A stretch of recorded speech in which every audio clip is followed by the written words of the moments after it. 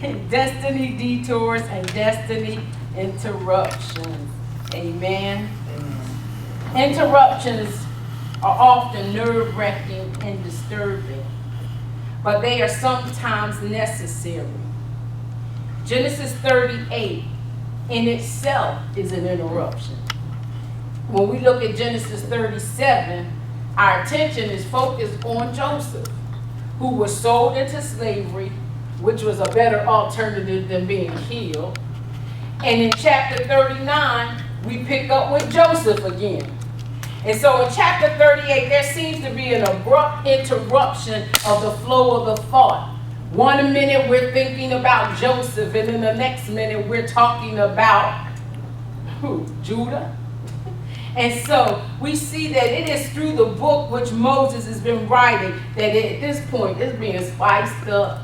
Some of the information may seem irrelevant, and some of it may seem immoral. So when we look at Joseph's life, Joseph was this righteous man who just, did what he was supposed to do, was honorable in the sight of God. And then we come to this part where Judah prays.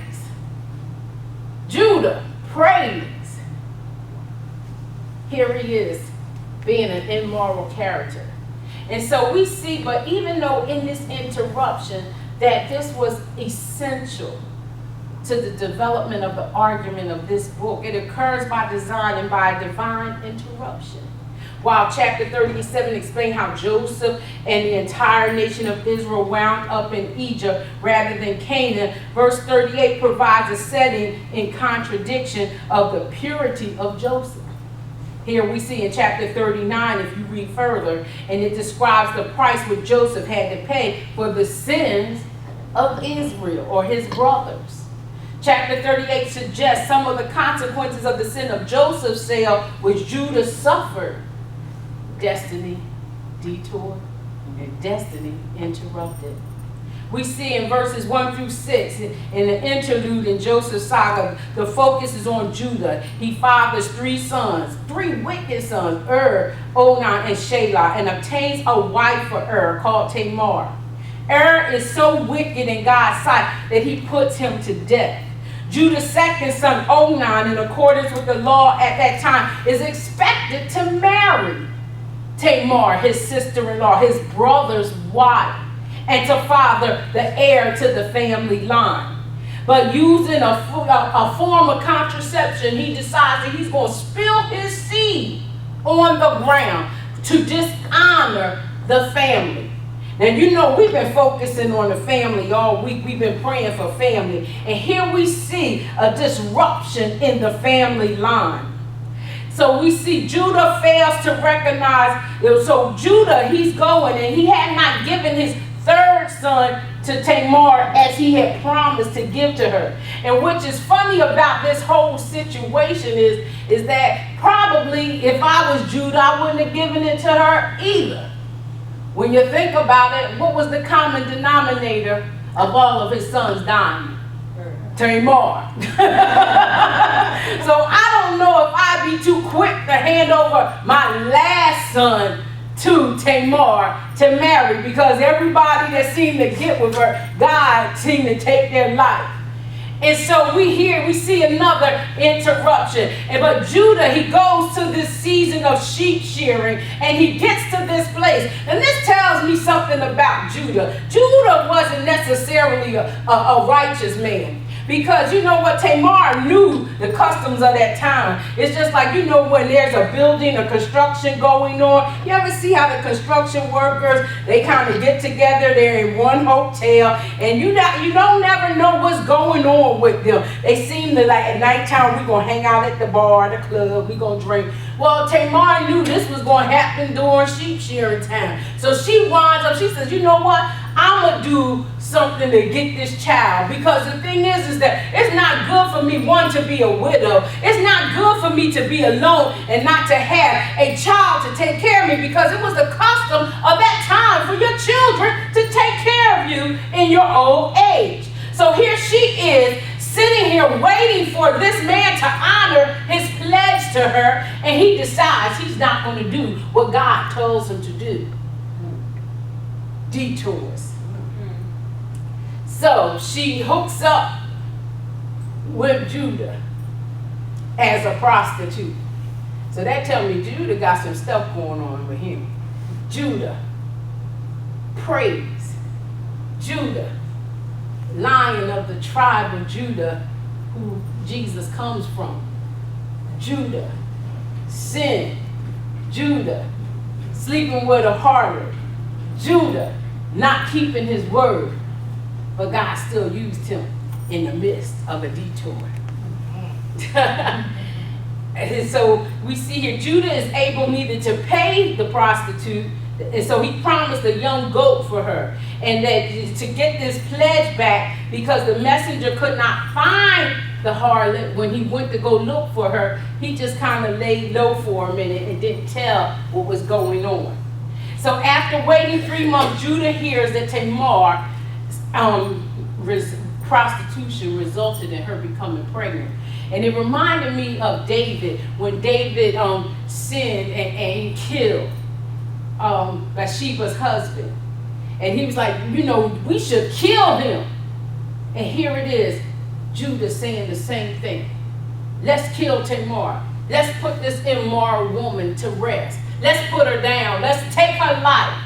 And then he finds out, still not recognizing until she sends his belongings to him, that it was me that slept with her. Now he know he slept with a harlot, and he know when he sent the people back to find her that they couldn't even find the harlot, because they said there was no temple harlot that's breast in that city. And it still didn't click to him that he had slept with Tamar.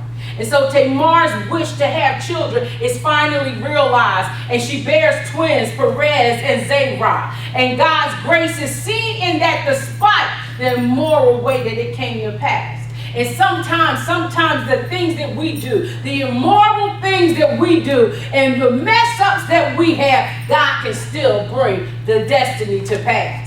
The story of Judah's line interrupts the flow of the narrative. Joseph obviously does not stand out as the righteous generation. And so the message of this chapter is applicable to God's people today. There are forces which were active in Judah's day that are active in our day. The dangers described in chapter 38, which threaten the ongoing of God's purpose, are going on today. There are some things in our life that seem to be threatening God's purpose for our life. When we look at our own life, there have been some detours in our life. There have been some things that seem to have stopped our destiny. We know we were called to greatness. We know we were called to good things, but yet some detours got in the way. Circumstances happened. We may have gotten locked up. We may have gotten strung out. We may have been on the street corner prostituting. We may have been using drugs. Whatever the situation may have been. We may have gotten knocked up, pregnant. We may have gotten divorced, married, a bad situation.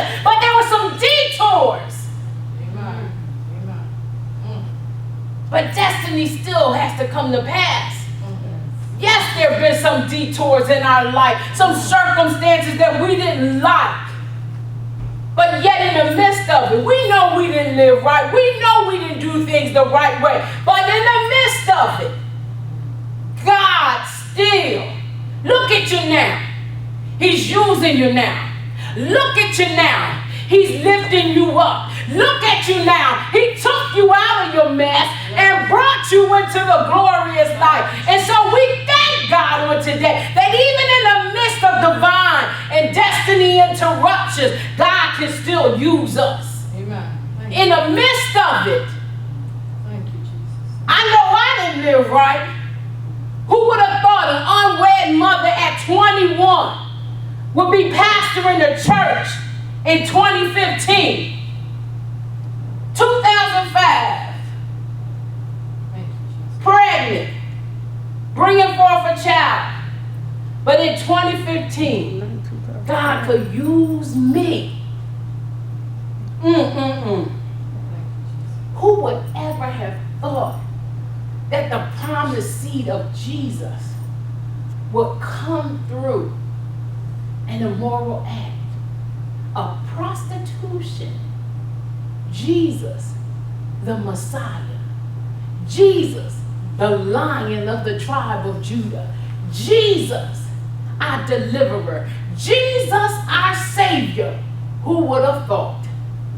Not just one prostitution ring going on, but there's another harlot in the picture too, that's in the family line. But the thing is that many Christians are being taught that God's purpose can only be achieved if we are faithful and obedient. Now, I don't know about you. How many of you been faithful the whole time? You've been faithful the whole time? You've been obedient the whole time?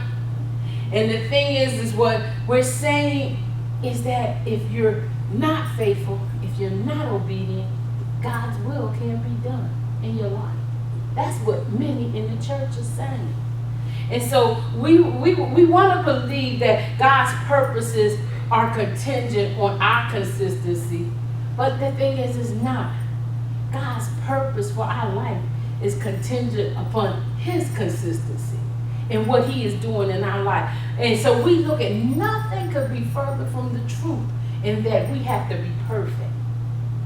And that perfect means maturing. Yes, we need to do that. But the thing is that when right in everything that we do, nothing is contingent upon that. It was God's will for the Messiah to come from the lineage of Judah. And so it was God's will for Judah. It was not God's will for Judah to marry this Canaanite woman. The Canaanites were wicked people. They worship idols. Do you think that was God's will for Judah to hook up with this Canaanite woman? It was not God's will for Judah's sons to be as wicked as they were. It was not God's will for Judah not to honor his pledge to Tamar. It was not God's will for Tamar to act like a hooker and sleep with her father-in-law. But in spite of the detours, in spite of the interruptions, his will was done. Breakthrough came.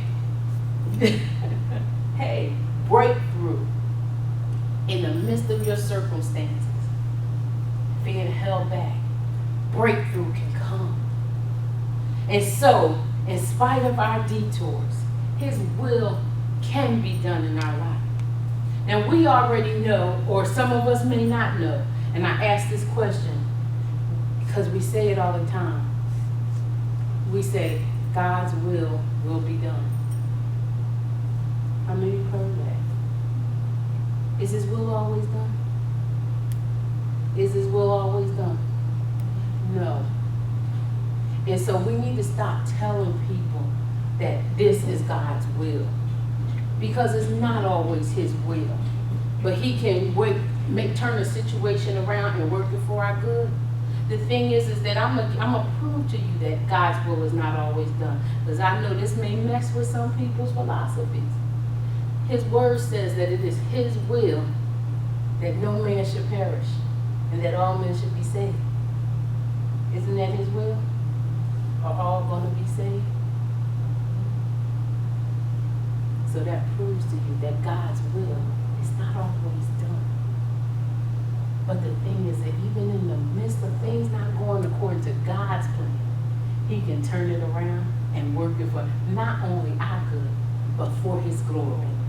And so it is through our addictions, through our incarcerations, through our health challenges, through our immorality, and through our mistakes that God can still get the glory in spite of our disobedience.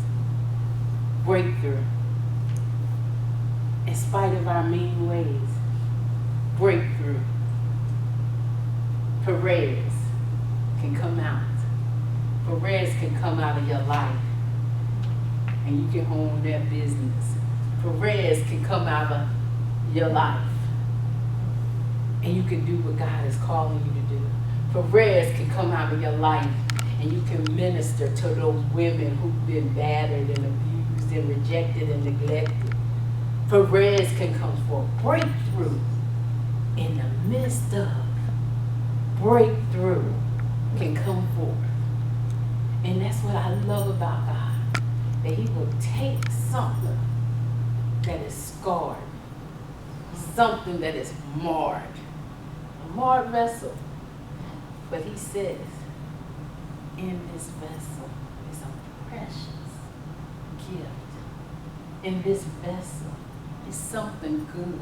In this vessel, in your vessel, in your vessel, in your vessel, in your vessel, in your vessel is something good and great. Maybe more, but the contents are awesome. The contents are awesome.